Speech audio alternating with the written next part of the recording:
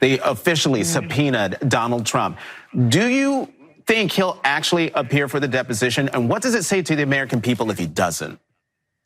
I don't think he's man enough to show up.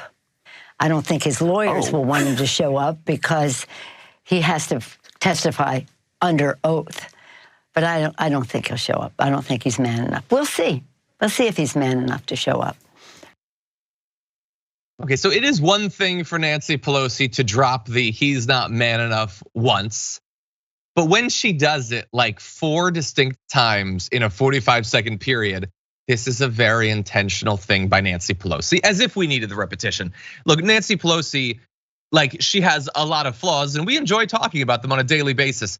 One thing she definitely does, and her base loves, is these little performative hits, these little digs, and specifically throwing Donald Trump's manhood, his manliness under the bus is intended to get a response from him. And it sort of did, and we're gonna turn to that. But this is clearly trying to provoke him into testifying. Now bear in mind, Nancy Pelosi is not on this committee. Her interests, her read of the situation can be very different from that of Liz Cheney or Schiff or whoever else is actually involved in it. So maybe for her, it's just a fun little thing to goad him into. They also want him to testify, or at the very least, that's what the committee says. But Dan, I'm curious, is this a tactic that you think will inspire him to maybe override the advice of his lawyers and testify, against their better judgment?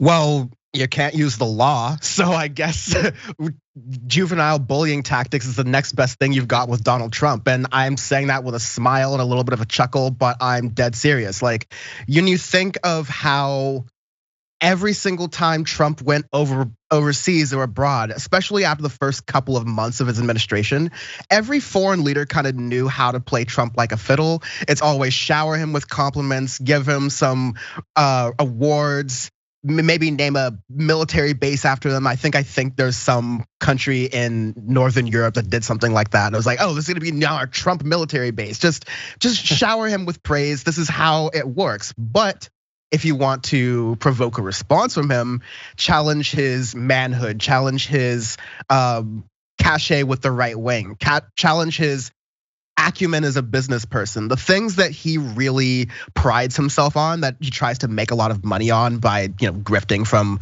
a lot of Republicans who are seeing him as the literal great white hope.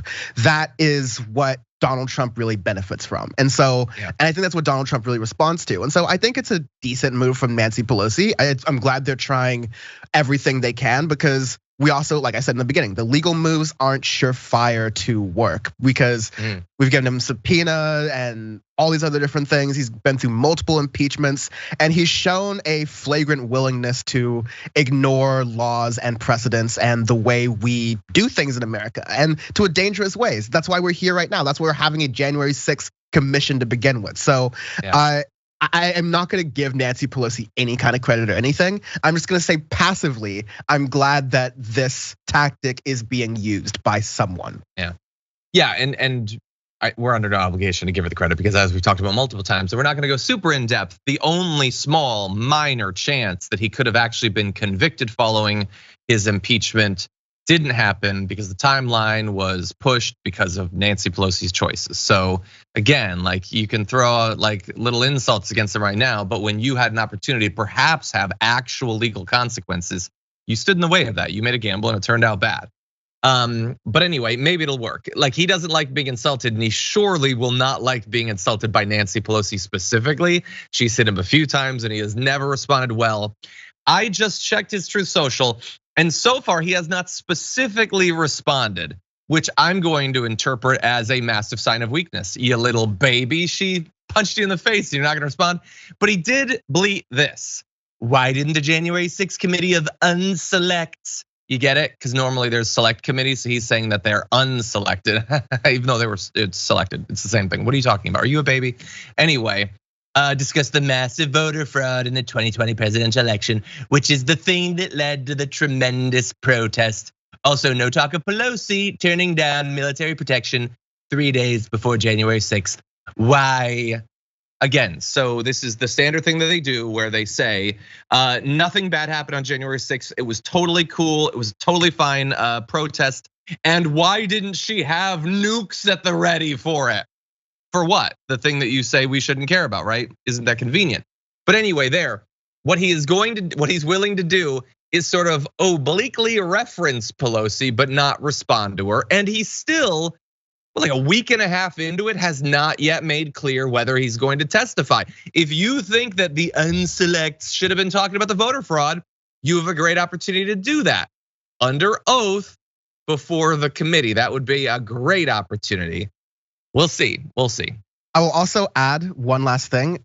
There was a lot of footage, a lot of video. Trump is on the record for saying that only guilty people plead the Fifth Amendment. If you're innocent, quote, if you're innocent, why would you plead the Fifth Amendment? So, Donald Trump, if this is no problem for you, as you've been saying on all platforms, whatever, then go ahead, defend yourself, launch your campaign. I challenge Donald Trump, if he's actually man enough, to launch his campaign at the January 6th hearing. Your base would love it. It would be the ultimate stage. CNN would air it even before you got to the podium. We know that for a fact. You would be, it's a great opportunity for you. Just play it for the jury. Say everything you want to, just whatever you do, don't plead the Fifth Amendment, because only weak losers and babies like silly Ron DeSantis would possibly just plead the Fifth Amendment or do anything like that. So go ahead, buddy, go ahead, because he listens to me.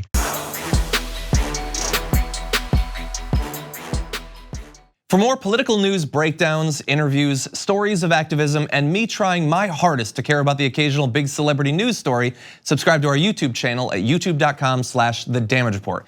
And you can ring the bell wherever it is so you don't miss anything.